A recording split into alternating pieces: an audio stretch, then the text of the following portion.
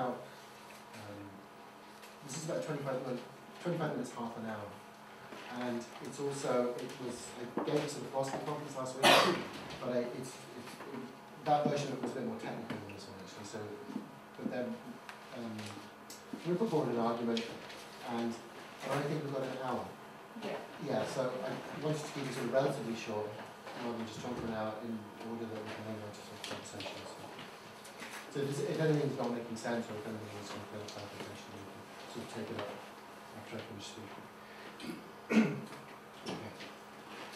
Also, I've got a cold. Sorry, I don't know if that's not an excuse.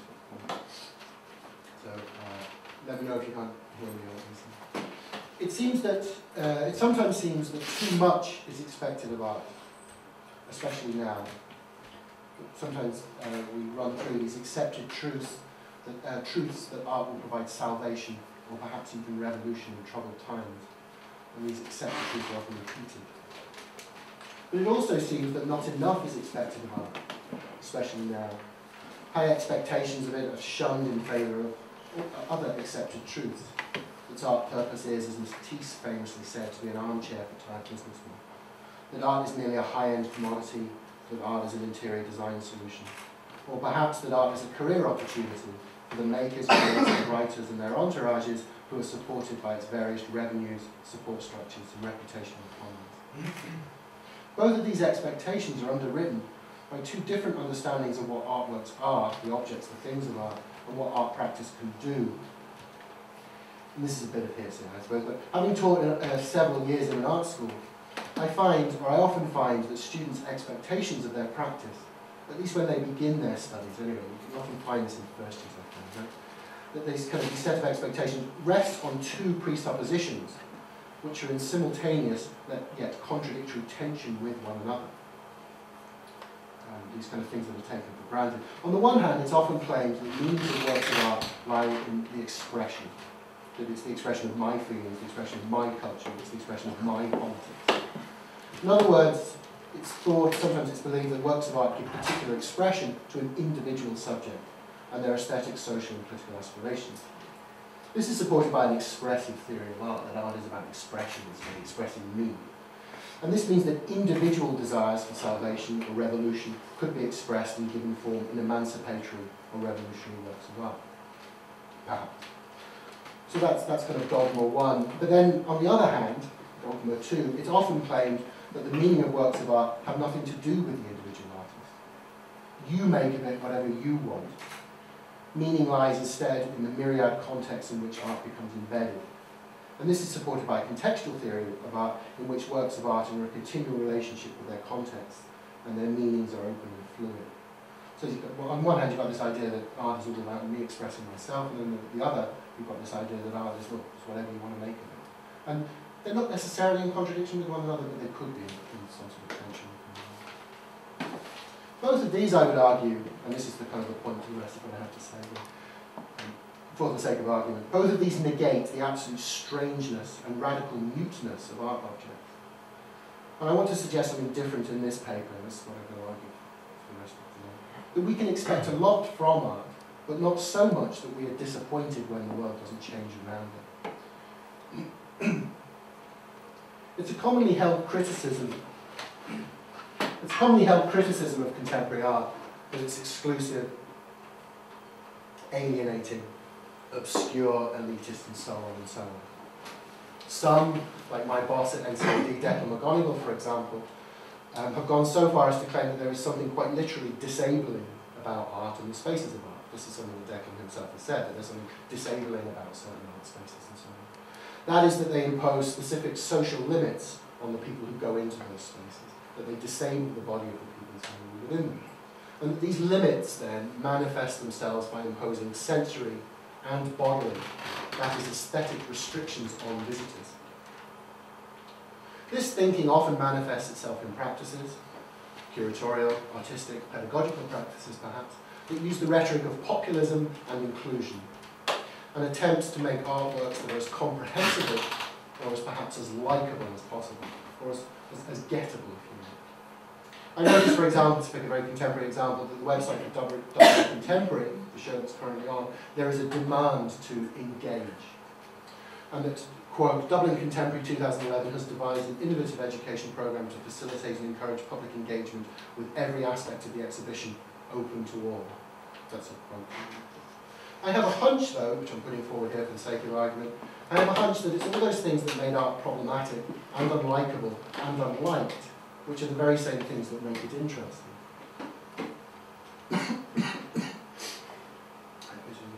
It is precisely because it's disabling that art offers an opportunity to think about the world in different ways to that which we normally would. Niklas Luhmann uses rhetoric which suggests this when he claims that art retards perception. It kind of disables us in a certain way. It doesn't offer clarity, but rather doesn't offer certainty, but rather makes our experiences strange and perhaps wonderful to us. And this is a quote then from Niklas Luhmann. Art aims to retard perception and render it reflexive. Linger upon the object of visual art, in striking contrast to everyday perception, and slowing down reading in literature, particularly lyric poetry, for example. Works of art, by contrast to everyday perception, employ perceptions exclusively for the purpose of letting the observer participate in the invention of inventive forms. In other words, it's this kind of retardation, it's this kind of this oddness and this strangeness of the experience of art. It's the possibility it has to perhaps alienate us, which is where its interest might lie. Speaking from phenomenology, Merleau-Ponty does something very similar. And I don't think it's any coincidence that his two most famous examples that he uses throughout the phenomenology of perception, for example, are on one hand the pathological disabled body, and in particular he uses the example of the war victim, Professor War victim Schneider, who has a kind of metal in his head.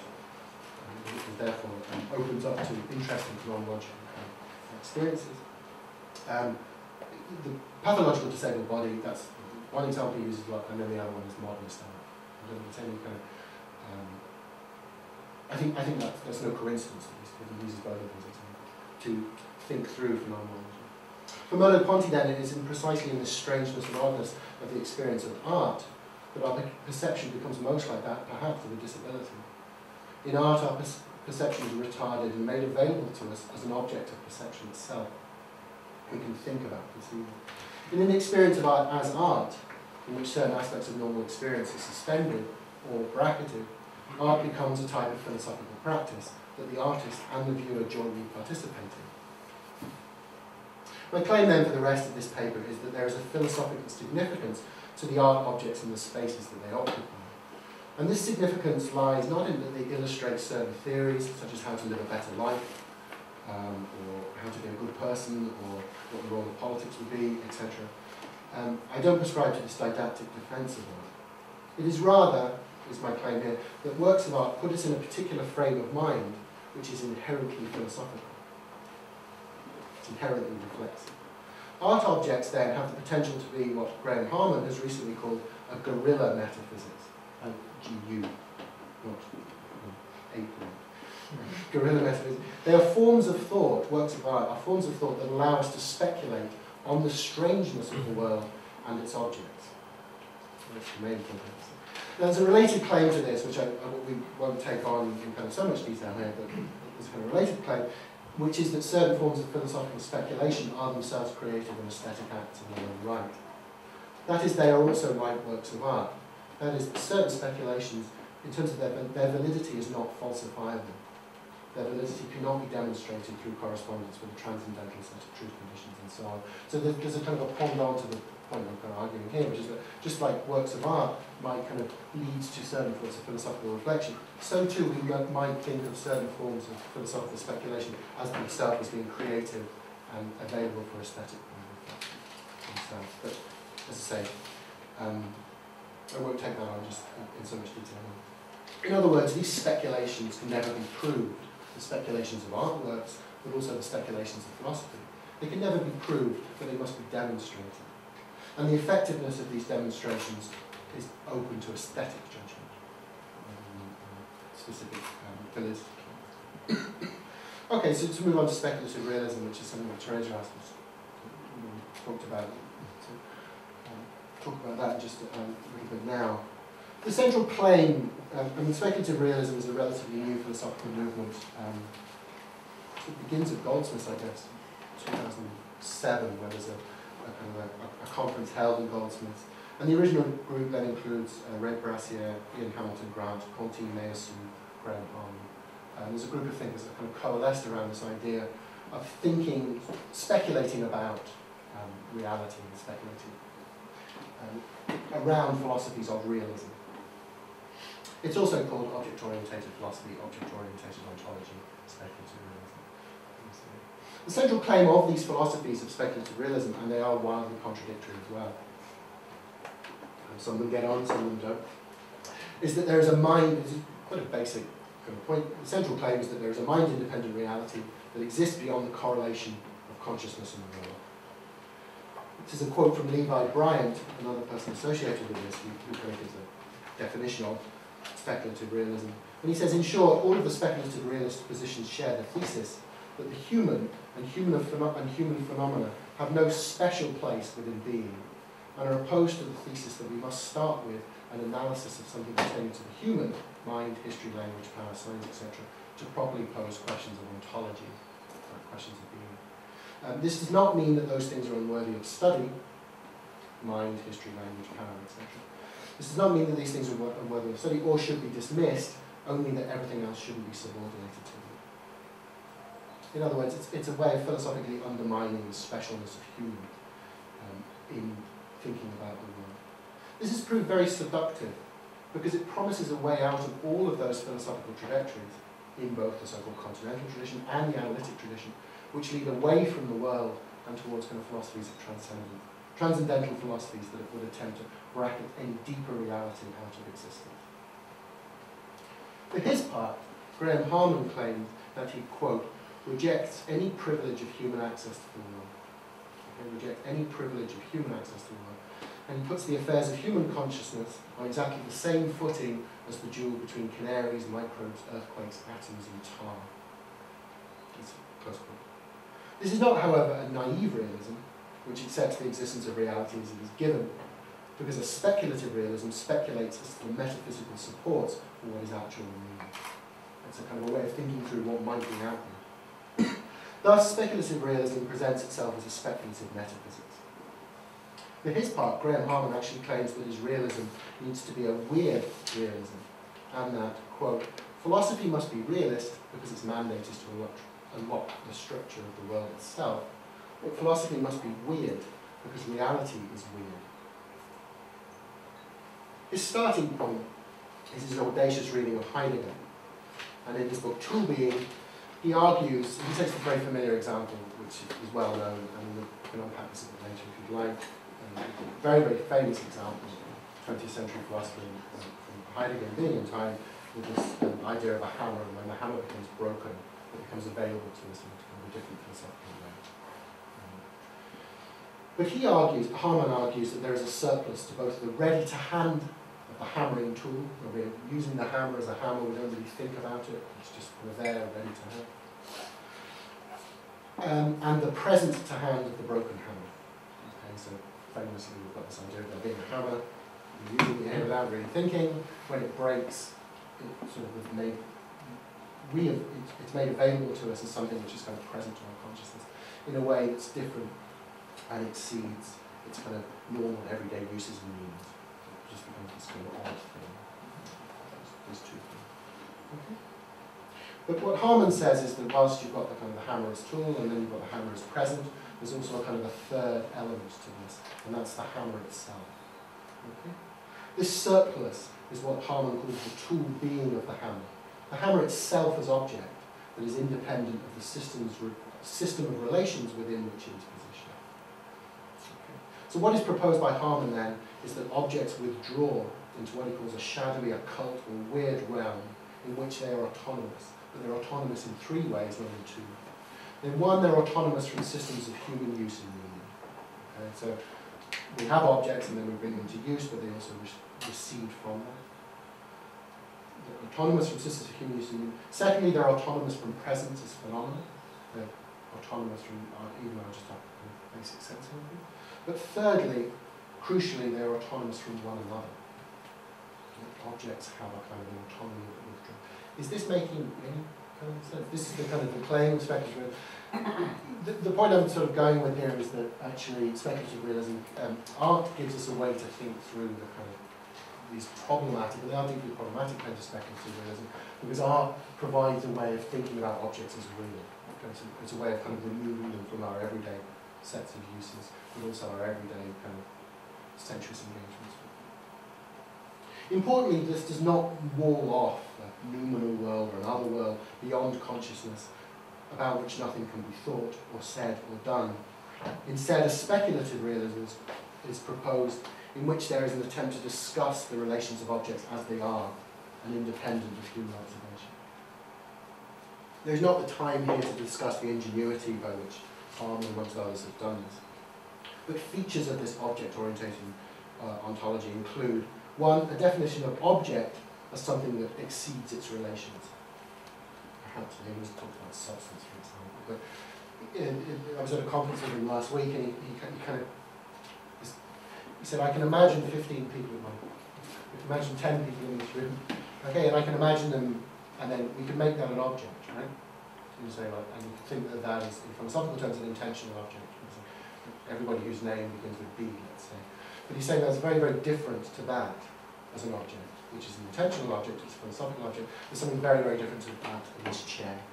Because this chair has a kind of status as something which is more, there's more objects to this chair, because this chair sits on the floor, and so on. Does that make sense? That's, whether we agree with it or not, anyway, that's his argument.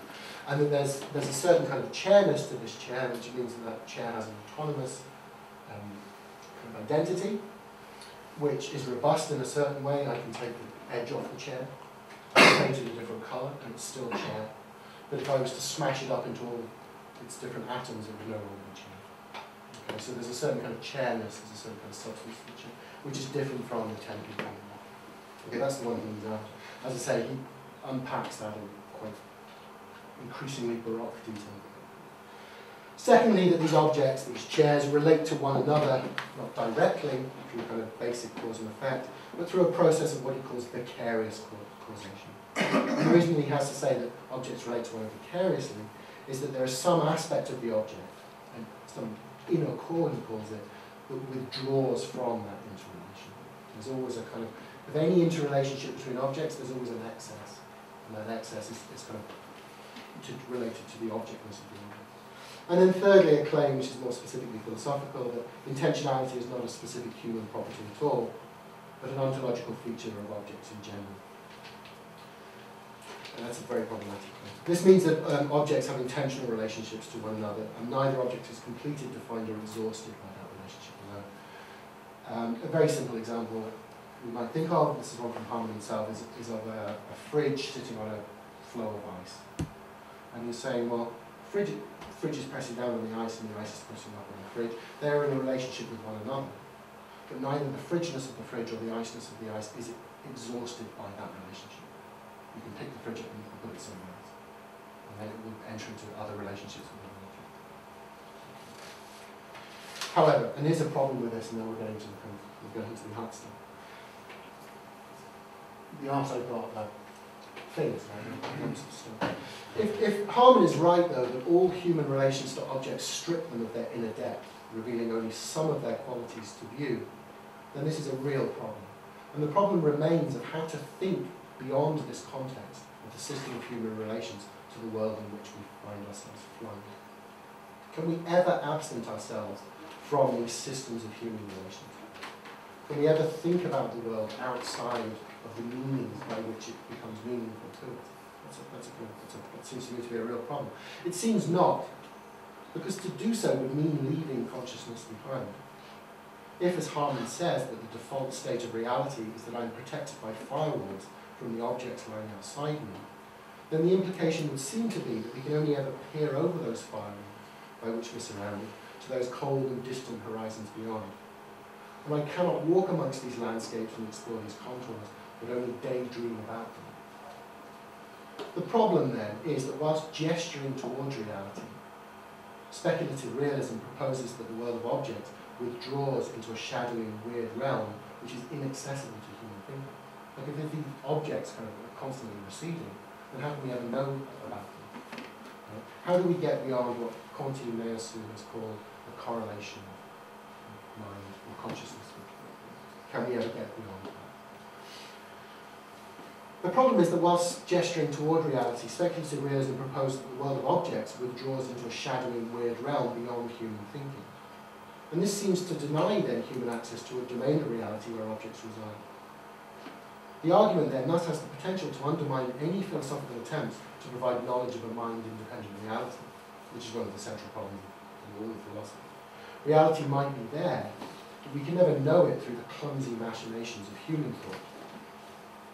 It should be noted, however, that what is not being proposed here is one true logic that gives a privileged access to reality.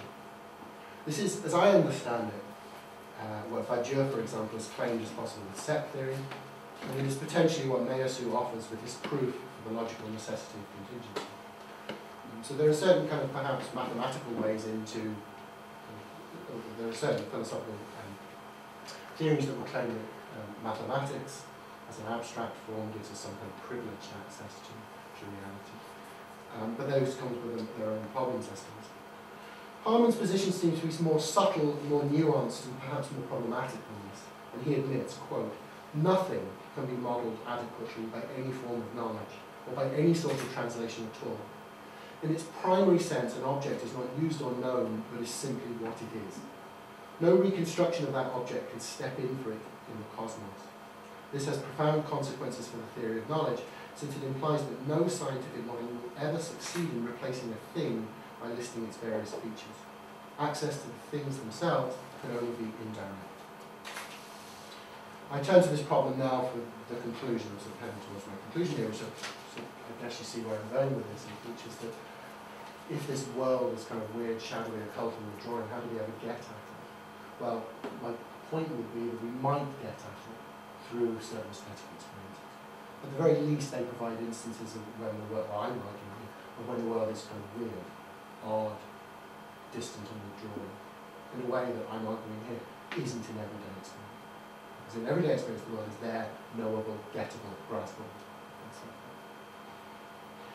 At this point then, coming into my conclusion, a helpful comparison can perhaps be made between the phenomenologist Dan Zahavi's claims that phenomenology, the project of phenomenology, is about suspending naivety, put on hold all naive ideas and try and get at the true nature of our philosophical logic. And Graham Harman's claim that philosophy should attempt to recapture naivety. I think there are two ways to read these differing accounts of naivety. First, then, that aesthetic activities continue the work of phenomenological philosophy by implementing a type of philosophical thinking which is, as I'm arguing today, comparable to aesthetic experience. Hence, it's my claim then that certain forms of thinking, certain types of kind of phenomenological thinking, are comparable with a form of aesthetic reflection, and there are means by which naivety about the world might be recaptured. The connection between this idea of kind of bracketing, or in phenomenological terms, epoche, this idea of putting on hold everything, our normal expectations. This connection between certain philosophical thinkings and aesthetic reflection is something that Husserl, the kind of the place where phenomenology begins, also noticed. So, for example, in the short letter to Hofmannsthal, the short letter, he proposes that the phenomenological method of suspending natural attitudes is itself analogous to aesthetic experience. And what they both do is they kind of put on hold, they suspend certain expectations and presuppositions to enter into a kind of a pure form of reflection. That's the claim. There are problems with this one. And second, that whilst continuing the phenomenological project, speculatism moves beyond what was ever possible in the phenomenological method, and it does so by shifting its attention away from the correlation of mind and world, which is what phenomenology is always interested in, to the realms that lie beyond that correlation. But the point is, if they lie beyond this correlation, we can only ever speculate about them. We can only ever tell fictions about them. We can only ever creatively imagine them. Hence the relationship between aesthetic activities and certain forms of speculative philosophy. So, the claim then is that speculative realism attempts to grasp the weirdness of the world as objects as they exist outside of the network and system of human meaning, and the weirdness of objects as they exist beyond their presence to human consciousness. This means to approach the world from a position of naivety, in which our interested correlations within a system of objects is sustained. needs to suspend our kind of everyday expectations and needs. In short, what this type of philosophizing would entail is to treat all objects as if they were works of art, to treat them all in a kind of a naive way as objects of kind of, that are open for our reflections, not as something to sit on or something to hammer in or something. You kind of put aside these meanings and so forth, to think about them in their objects. Further, as I already mentioned, this sounds very, very similar to the movement of the phenomenological epoch. And it was Husserl who claims in The Crisis of the European Sciences that philosophy itself should provide a new way of thinking, a new way of experiencing, a new way of theorizing, which becomes open to the philosopher. So how might this work? Well, as we said at the beginning, for art, for Luhmann, retards perception, disables it, it slows it down, it makes it observable. Art provides instances of strangeness and perhaps wonder when the world becomes something that we can no longer take for granted.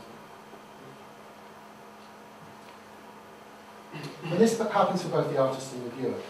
The artist views the world as unfamiliar, not through any kind of natural attitude, in order to work out the way in which the world can be represented according to the specificities of their medium, perhaps. And these specificities might be material, such as qualities of paint, technical methods of working, or conventional protocols, styles, and so forth. This is what Merleau-Ponty, for example, recognised in modernist painting all the way back then. Namely, that the modernist painters, and this is why he sees these works of art like this, into very specific examples, as kind of inherently philosophical. Because for him, modernist painters view the world as weird, because they're viewing it according to the specificities of the medium of painting. The painter intuitively experiences the world as a phenomenologist, from Merleau-Ponty. That is, where their kind of natural attitudes suspended and put upon. Thus, whilst the viewer might not be concerned with the technical issues of reconciling representation and medium specificity, they are nonetheless drawn into this unnatural weirdness. The lemons, mandolins, bunches of grapes, and punches of tobacco of cubism are represented as strange and autonomous, and as withdrawing from us as viewers. And the reason that they have done so is because they're represented according to the specificities of the medium by which they're represented. In this sense, taking account of this classic modernism, the two-dimensionality of the medium. How do you get three dimensions into two? Further, even when something is potentially familiar is presented, this is done so in a way in which its normal uses are also suspended. The spaces of display for art are spaces of social differentiation, where everyday life is suspended. It's because we know that it's art that we don't run on stage and stop a fellow murdering Desdemona. It's because we know that it's art that we don't take a piss in Duchamp's fountain. Works of art are weird objects and we encounter them in weird spaces and in weird ways. They are probably not something that we encounter in the everyday run of events in our lives. And even if they are, when we view them as art, then we view them in a certain weird way. And it's because of this weirdness that they present us with something of a puzzle, that is how to deal with them. Hence my point that actually this is, well, maybe you can go the other way with it. I think about this as a way of thinking about all objects in a kind of an aesthetic frame of mind, and what does that philosophically mean? So my concluding my concluding point then is the speculation itself. The challenge raised by speculative realism is how we might think beyond thought into the private life of objects. But this is a huge problem. Artworks, I'm arguing here, have the potential to do this, and therefore to be philosophically meaningful. Because as I'm arguing here, aesthetic experience offers a route into a form of philosophically revealing kind of mode of thinking. Okay? One in which we're kind of attending to the weirdness of the object that we're dealing with. But how is it that these metaphysical speculations are not mere clandestine revelations or purely private epiphany? The fact is that philosophers are not trapped in their own private world, and they continually step out of their own world of personal awareness into public spheres of meaning.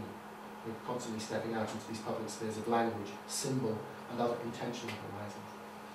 My conclusion here is then that it is within this public intersubjective sphere of aesthetic experiences that the weirdness of art objects and our complex and perplexing encounters with them offer the potential to recreate and represent and crucially communicate philosophical speculations into the weirdness of reality. If I'm viewing this and finding it weird, I can at least assume that other people will also be looking at this and finding it weird. There's some kind of sense of intersubjectivity bound up in an idea of an aesthetic encounter. What this means then is that certain philosophical speculations, such as those of speculative realism, which aspire to have a claim beyond the correlation of consciousness and mind, are themselves also creative forms. They're creative forms which are not proven either empirically, because they allude to a world that withdraws from consciousness, but they're also not provable a priori, because this would lead us back into some form of transcendentalism. Instead, such speculations are proposed in the spirit of aesthetic judgment. That is, we make these proposals for our philosophical theories looking for approval or consent by appearing plausible and through appeal to a common sense, a sense is removed. So just as art might be a form of philosophy, perhaps philosophy might also be a form of art. That is, philosophical speculations are creative imaginings which posit different ways of thinking about the world. This would certainly seem to have some resonance with, on the one hand, Husserl's equation of phenomenological epoche and aesthetic experience, and on the other, his description of the eidetic science of phenomenology as a form of fiction, of feigning. And I think Kirwan suggests this also when he says that his realism is a weird realism, and why he keeps comparing Husserl, for example, with the horror writer H.P. Lovecraft and other fictions as well, who he sees in Lovecraft a type of quasi-speculative realism. And I think this is also then what Harman means when he says aesthetics may be a branch of metaphysics, and that aesthetics becomes first philosophy.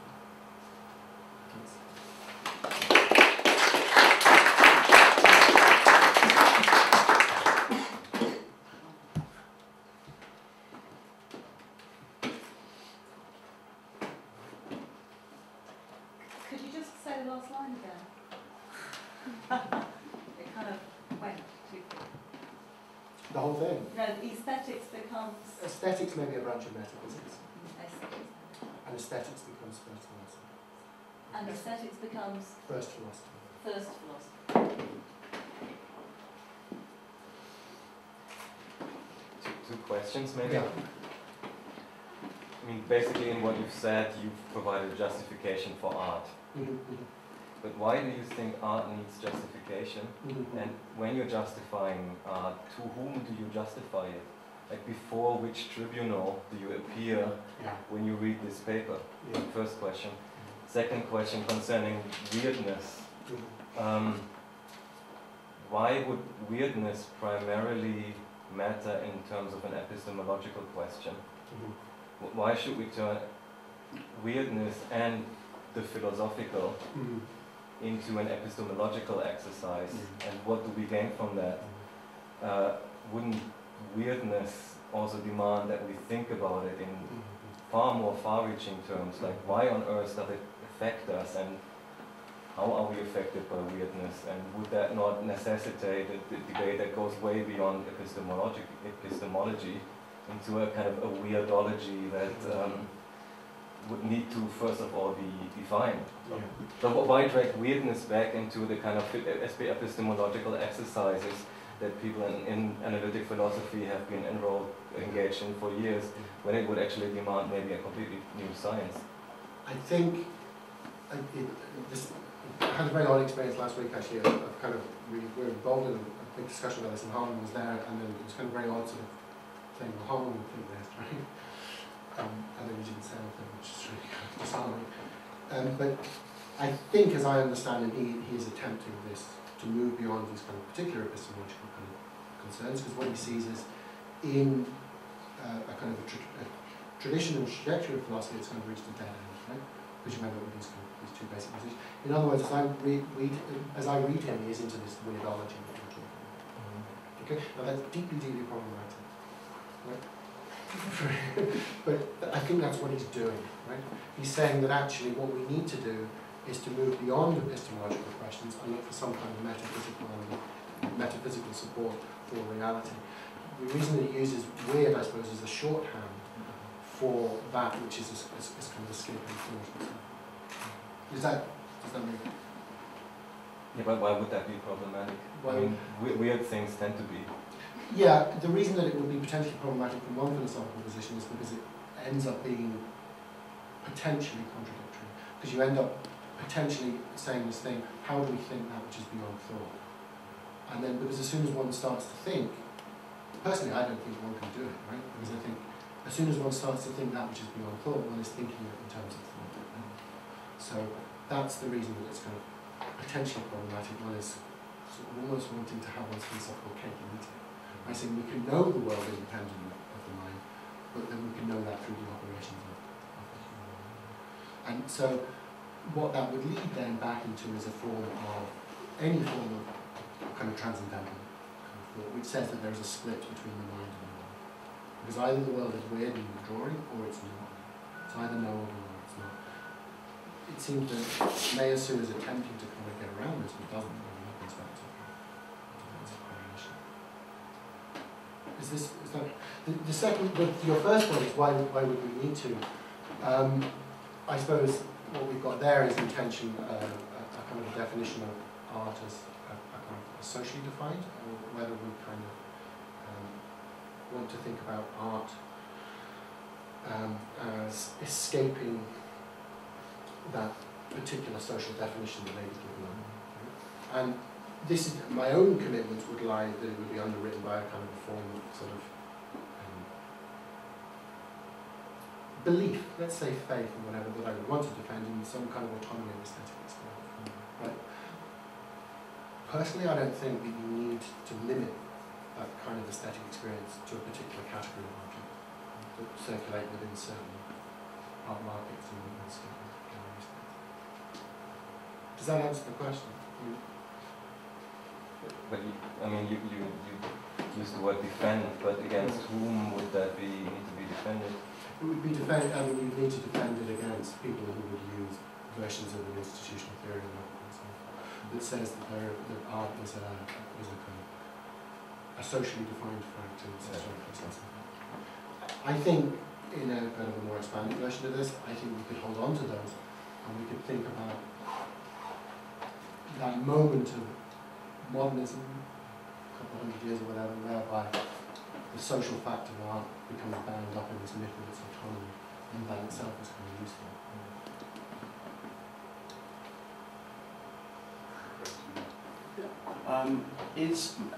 I'm not very familiar with this theory at all, so I was very interested in your presentation, but it's maybe a naive question, is speculative realism an attempt to construct a post-aesthetic form of aesthetics in a way, or a post-aesthetic way of understanding aesthetics, moving away from the traditional kind of Kantian notion of aesthetics being bound up with human experience and sensuality?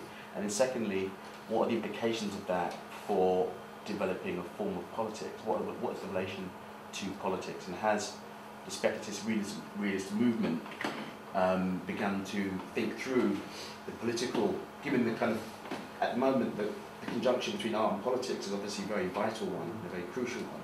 Where does it situate itself at that particular juncture? The first point, I think, speculative realism, despite what Harman was saying,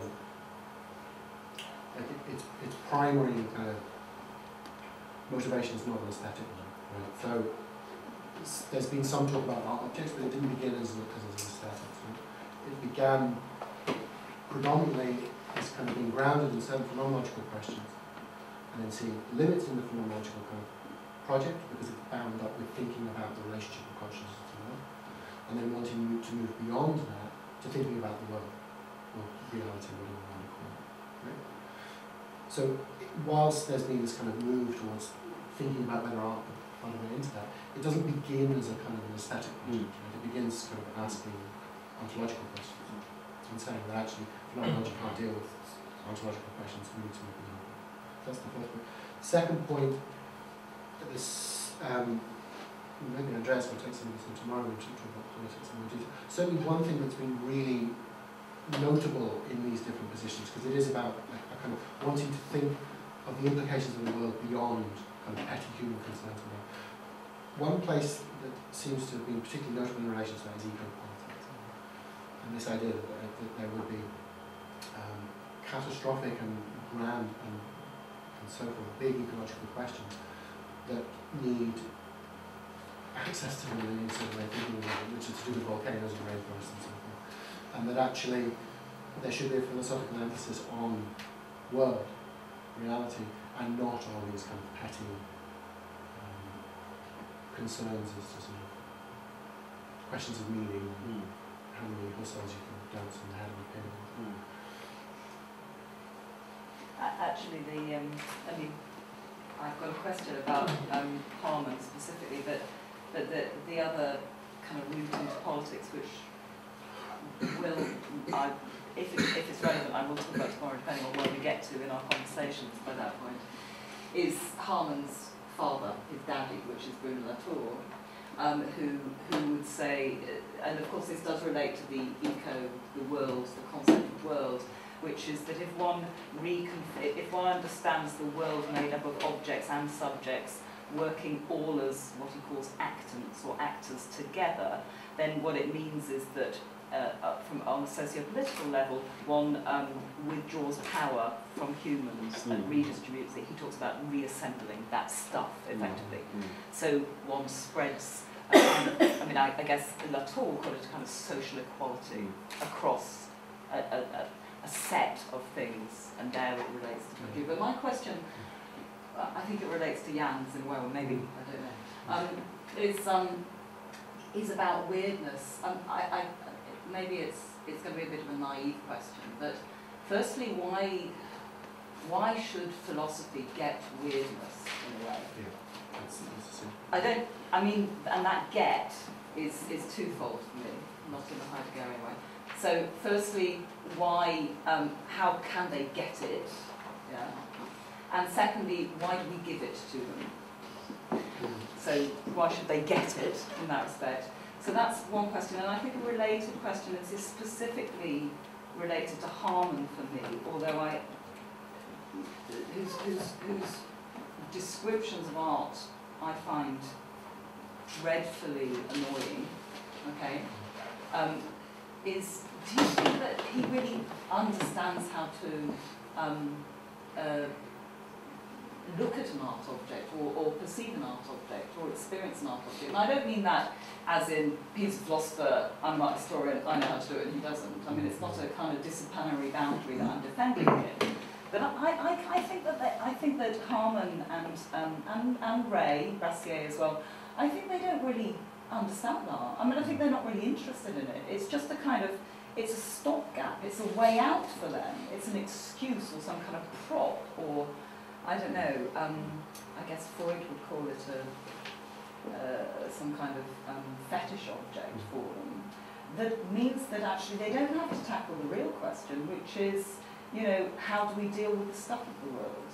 Because while they can put an art object, like Isabel's here, while that can stand for the stuff of the world, they don't really have to push their philosophy as far as they should be. They're being lazy by allowing the art object to do it for them, to present weirdness. Which for artists, I think, is kind of, well, if I was an artist, that might piss me off. I think that's fair. I think this is not to dodge the question, so the second part of that I don't think it's really a question. No. I think it's like a... I think the purpose of what I'm trying to argue here is not that Harman can help us understand art better, because I think you're dead right. Yeah. But perhaps art, and certain kinds of aesthetic experience, certain kinds of aesthetic experience are a route into certain important philosophical questions. That's my kind of claim. Because I do agree, actually, he hasn't really written much on art. He doesn't use it as an example. Well, so, yeah, but he kind of speculates over it or around it too quickly. Perhaps, yeah. I think, and again, it's not to dodge the question because of the essential bell. Just for my taste, for my kind of money, I'm not particularly interested in kind of questions of like art and not art and all of these things, because I think very kind of quickly we can get into a kind of quite arid pedanticism, which is the job of English aesthetics. Like, this is a work of art because it has qualities X, Y, Z. Who gives a shit? Like, these are not interesting questions. So I think that's the kind of first bit, that's my response to the second part of the question, which is actually the implications of this is that actually we needn't make these types of questions specific to them. Now, in terms of a kind of what I'm claiming here is the kind of the philosophical interest in aesthetic experience. It is the case, and this comes back to what Lejeune was saying, I think, or at least I hope so anyway, that actually for the last couple of hundred years, art has been a pretty good way of beginning those questions, right? Because there are kind of institutional, historical, and contextual reasons as to why aesthetic experience became coupled with art. So actually, if you want to begin, it can be a pretty good way to begin, because actually we're kind of primed to ask certain questions, and there are certain expectations that we have when we approach a work of art. It's easier to kind of have an aesthetic experience in relation to this than it is in terms of which approach. Well, maybe it's that ease that worries me. It is now perhaps that, and I suppose that's the kind of that might be a response to your kind of first point, which is that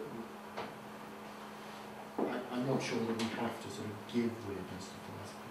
There is a kind of there is this issue. I mean, this is a kind of a central philosophical question. It's just that there is a world, and we think. Right? How are we going to think about the relationship between them? Now, it's not that only people in Durham and Oxford can think about it. You know? But isn't isn't there a problem about the premise that we then get stuck in? Yeah. When we ask the question, but how can we think Yes, that which exactly. we don't thinking, and I feel a lot of that brand of philosophy gets caught in the question of representation, Yes, yeah. both in terms of its own thoughts and in relation to art, by looking at art and thinking primarily in terms of representation, as if a thought was a representation of the world, and then we have to check what the truth conditions are and what the validity claims are, and as if a thought would be out there like a picture, when actually you could approach art and thought not from the perspective of representation, but from the perspective of performance and immanence. When thinking is not a way of representing the world, but a way of being in the world.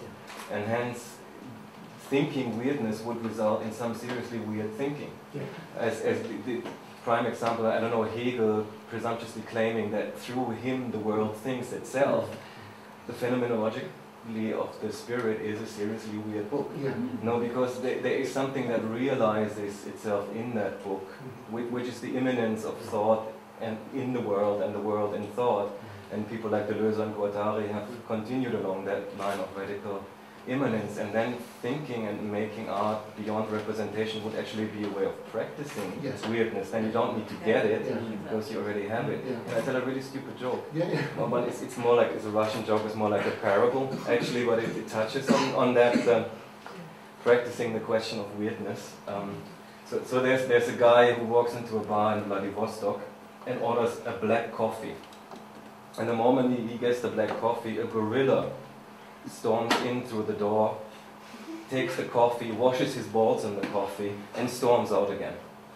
So naturally the guy is a little bit weirded out, and he goes to the bartender and says, "Mr. Bartender, do you know why gorilla wash balls in my coffee?" And the bartender says like, "Yeah, oh, sorry, I don't know. Maybe you would like to talk to the manager." Guy says, "Okay." Goes to the manager, "Mr. Manager, do you know why gorilla wash balls in my coffee?" And the manager says, "Yeah, you know, we've seen it happen before. We're working on it, but we haven't found the explanation yet. But there's a band playing tonight, they're just setting up, and these guys have been around. Maybe you would like to ask them." And so he goes to the band and says, "Mr. Band Leader, do you know why gorilla wash balls in my coffee?" And the guy says, "Ah, classic, guys, gorilla, 1, 2, 3, 4.